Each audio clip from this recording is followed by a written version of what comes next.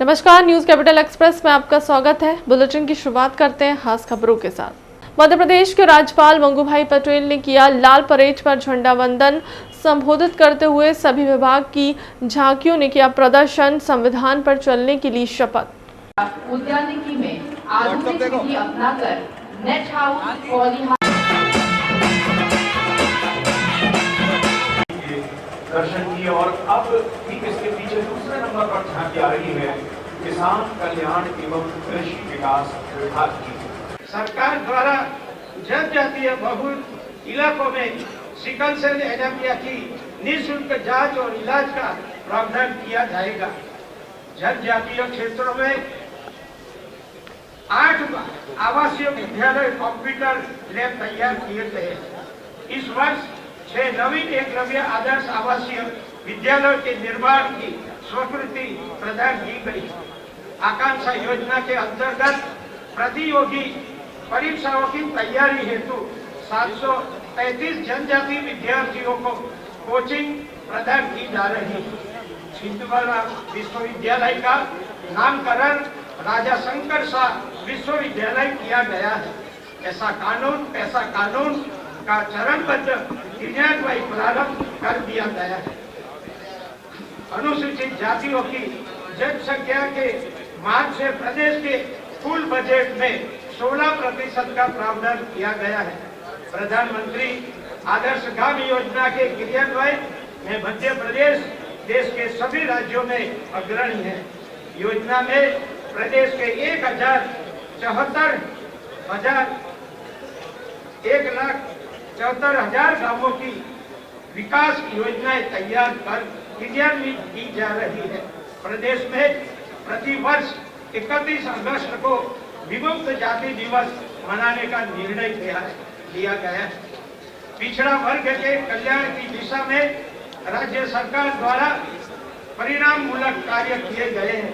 मध्य प्रदेश में पिछड़े वर्ग की वर्तमान सामाजिक, शैक्षणिक तथा आर्थिक स्थिति का अध्ययन कर सुझाव तथा अनुशंसाएं प्रस्तुत करने हेतु मध्य प्रदेश पिछड़ा वर्ग कल्याण योजना आयोग का गठन किया गया है। पिछड़ा वर्ग को 27% आरक्षण का लाभ दिलाने के लिए सरकार प्रतिबद्ध है। प्रदेश के सभी विश्वविद्यालय और महाविद्यालयों में एक शैक्षणिक सत्र से राष्ट्रीय शिक्षा नीति लागू कर दी गई है। प्रदेश के पूर्व मुख्यमंत्री कमलनाथ ने आज मिनाल रेसिडेंसी पहुंचकर संत मिर्ची बाबा का पिछले 7 दिन से चल रहा अनशन उन्हें गंगा जल व गोमूत्र पिलाकर तुड़वाया। ज्ञात हो कि मिर्ची बाबा पिछले 7 दिन से प्रदेश में गौवंश की सुरक्षा, उनके भरण पोषण, गौशालाओं के निर्माण, गोवंश के संरक्षण, संवर्धन को लेकर अनशन पर बैठे हुए थे।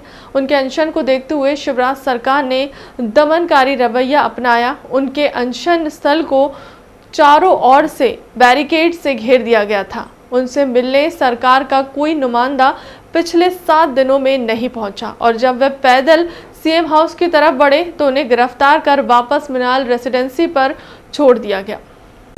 वो पूरा मध्य प्रदेश उस चीज को लेकर के प्रसन्न है, लेकिन आज पूरे मध्य प्रदेश में जो गाय मर रही हैं, पीड़ित हैं, एक सन्यासी होकर के मेरे लिए तो आप राजा हैं। आपने पहले वचन दिया, पूरी गायों को इस तरीके से खुशहाल कर दिया था कि पूरे मध्य प्रदेश में गाय सुरक्षित थी। मेरा सन्यासी होकर एक लंगोटी में लड़ना, ये पूरे मध्य प्रदेश की लड़ाई है। आप एक सन्यासी को आज हल्का सा वचन दें कि आगे आपकी सरकार बने तो आप गायों की पूरी रक्षा करेंगे। मैंने जैसे पहले एक संकल्प पूरा किया था, भविष्य में भी गौरक्षा, गौशाला जो हम सबकी भावनाओं जो उससे जुड़ी हैं, हम उस पर अपना पूरा ध्यान, पूरा प्रयास, पूरी ताकत लगाएंगे। इसमें गौनीति डाल दिया।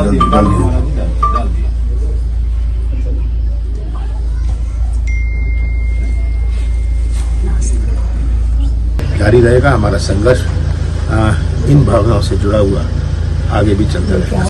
कांग्रेस के बाद अब मध्य प्रदेश में बाल कांग्रेस भी सक्रिय होते नजर आ रही है। आजादी के अमृत महोत्सव के तहत 73वें गणतंत्र दिवस के मौके पर बाल कांग्रेस के 4 इमली स्थित मुख्यालय पर पहली बार झंडा वंदन किया गया।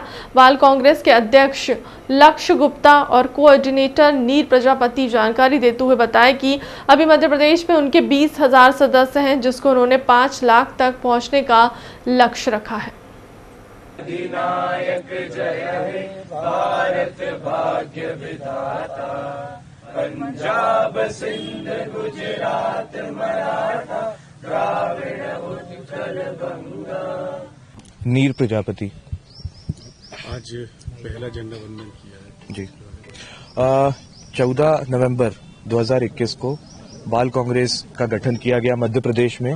उसके बाद ये पहला झंडा वंदन हम सभी बाल कांग्रेस के जितने भी हमारे युवा साथी हैं भोपाल से काफी जोश के साथ आए और उनके अंदर जो एक प्रकार की राष्ट्रभक्ति है वो उत्साह सबके चेहरों पे देखने मिल रहा है।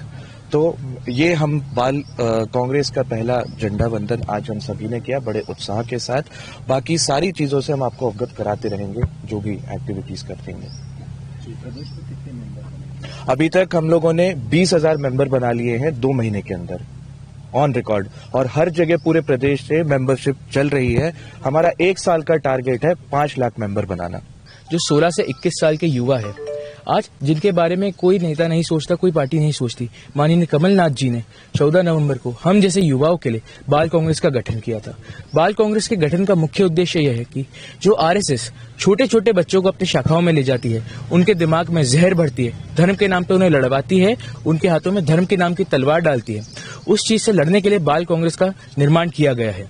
और बाल कांग्रेस का उद्देश्य यह भी रहेगा कि आज के युवा जो इंडिपेंडेंस के बारे में भूलते जा रहे, उन्हें सही कहानी से अवगत कराना बाल कांग्रेस का काम रहेगा। नेशनल हाईवे 30 ओवरब्रिज के नीचे बम विस्फोट रखे होने की खबर के बाद लगातार बढ़ रहा है जाम। हाईवे में बड़ी भीड़। बताया जाता है कि इस बम यंत्र में एक चिट्ठी भी अटैच है। ऐसा दिख रहा है कि कागज में लिखी बड़ी चिट्ठी है। वहीं हाईवे में वाहनों की कतारों की लंबी लाइन बढ़ रही है। फिलहाल मौके में Mangawan TI Dilip Kumar Dahiya police team के साथ मौके पे मौजूद है।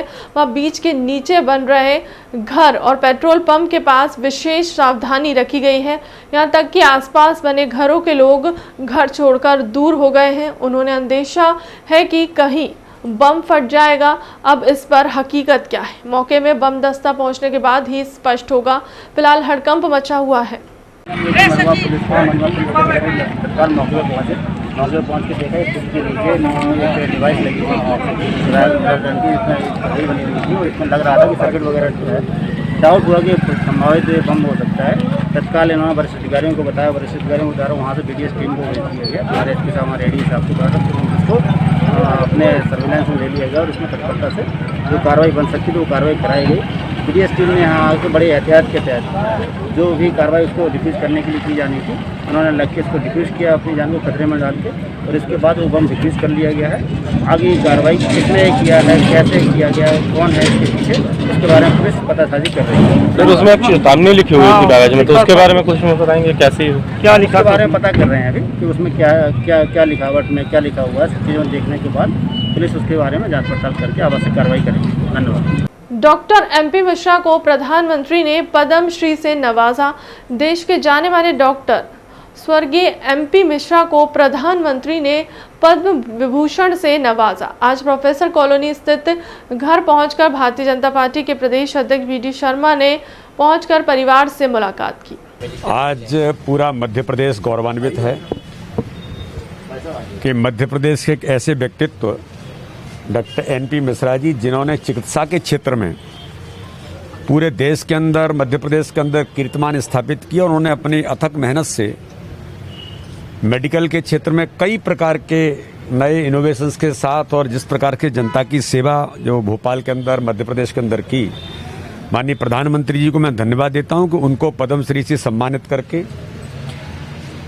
उनके किए हुए कामों का मध्य प्रदेश के अंदर जो माननीय प्रधानमंत्री ने सम्मान किया है, इसके लिए प्रधानमंत्री जी का बहुत बहुत आभार भी है मध्य प्रदेश की जनता की ओर से, मेडिकल के प्रोफेशन में काम करने वाले उन सब लोगों की ओर से जो इस दिशा में आदरणीय एनपी मिश्रा जैसे व्यक्तित्व के पद चिन्हों पर चलने वाले लोग हैं, उनको नए अवसर मिलेंगे। साथ में ही उनके परिवार को मैं बहुत बहुत बधाई और शुभकामनाएं देता हूं कि उनके जाने के बाद माननीय प्रधानमंत्री जी ने उनको पद्मश्री से सम्मानित किया है। इसलिए परिवार को भी बहुत बहुत शुभकामनाएं और माननीय प्रधानमंत्री जी को इस बात के लिए बहुत बहुत धन्यवाद। मेरा नाम मनोज है, मैं डॉक्टर एनपी मिश्रा का सबसे बड़ा लड़का हूं। ये सुनील हैं, मेरे छोटे भाई हैं, और ये मेरी वाइफ है, और हमारा एक और भाई है जो अमेरिका में है, इस वक्त प्रोफेसर है कोलंबिया यूनिवर्सिटी में। आज गणतंत्र दिवस का मौका है जी, डॉक्टर साहब को मरणोपरांत पद्मश्री दिया गया है। ये हम लोग सिर्फ इस परिवार के लिए ही गौरवान्वित होने वाली बात नहीं है, बल्कि उनके द्वारा ठीक करे गए और इलाज पा चुके लाखों मरीजों के लिए एक बहुत गौरव की बात है।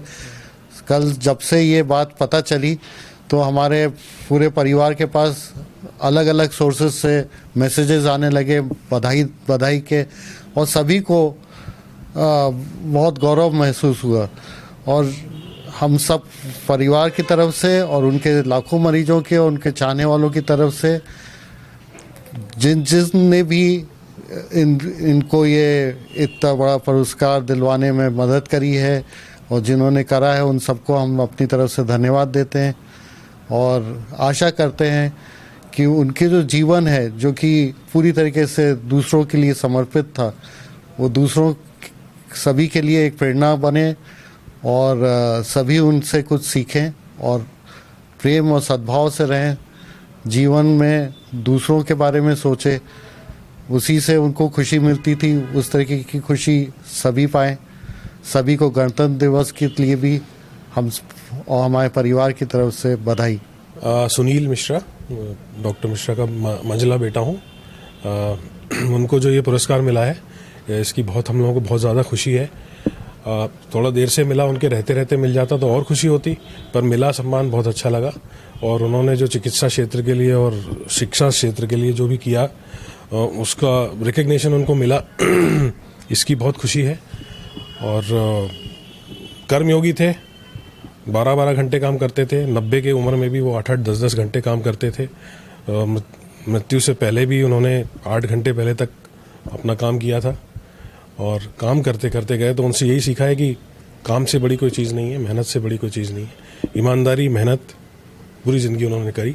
आज डॉक्टर साहब ने ये सम्मान मिला है, जी, बधाइयाँ आ रही, कैसा महसूस करना पड़ेगा? अच्छा भी लग रहा है और थोड़ा दुख भी हो रहा है कि वो रहते तो बहुत खुशी होती, वो बहुत खुश होते, हम लोग सब साथ में उनके साथ ये खुशी बांटते, बहुत खुशी होती। और गौरव तो हो ही रहा है कि इतना बड़ा सम्मान उनको मिला है, इससे अच्छी बात क्या हो सकती थी।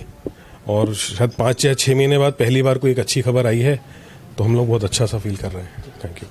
मध्य प्रदेश के जेल और गृह मंत्री डॉक्टर नरोत्तम मिश्रा ने छिंदवाड़ा में किया झंडा वंदन।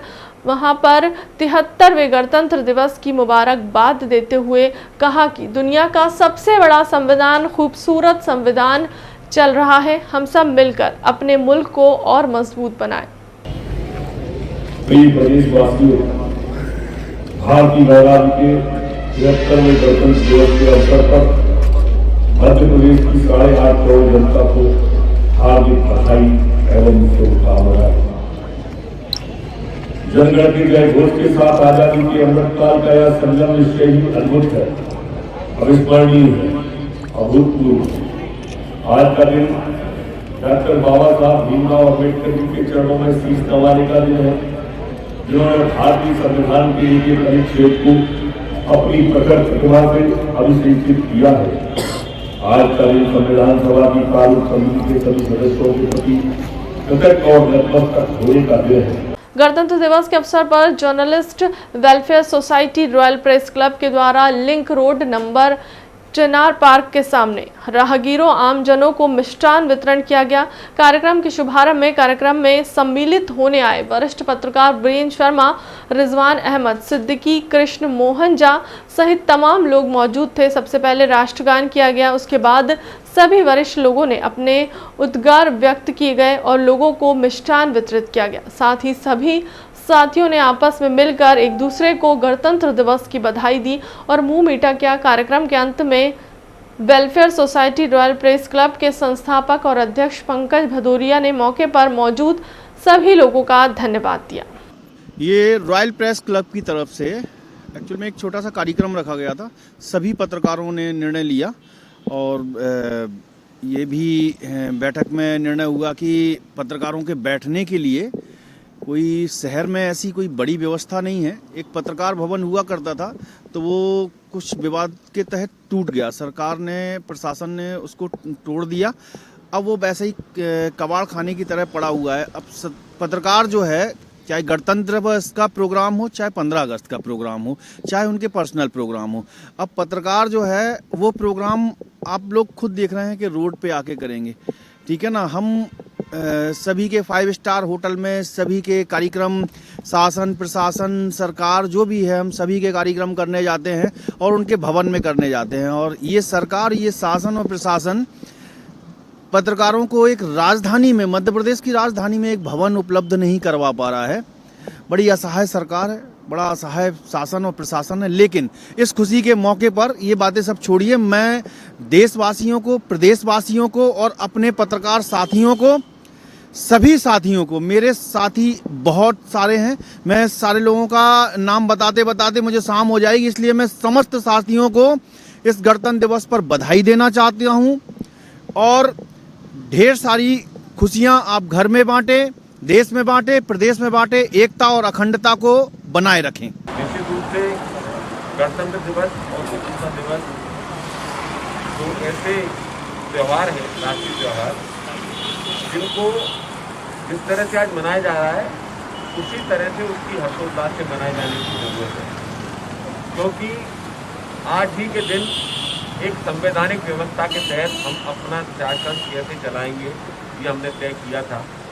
15 अगस्त को हम आज़ाद जरूर हुए थे, लेकिन उसके बाद 1950 में 26 जनवरी को जब हमने अपना संविधान अपनाया तब ये तय हुआ कि अब हमारा जो शासन है, हमारी जो नीतियाँ हैं, हमारी जो नीतियाँ हैं वो किस तरह से चलाई जाएंगी, किस तरह का हमारा शासन और किस तरह का प्रशासन होगा।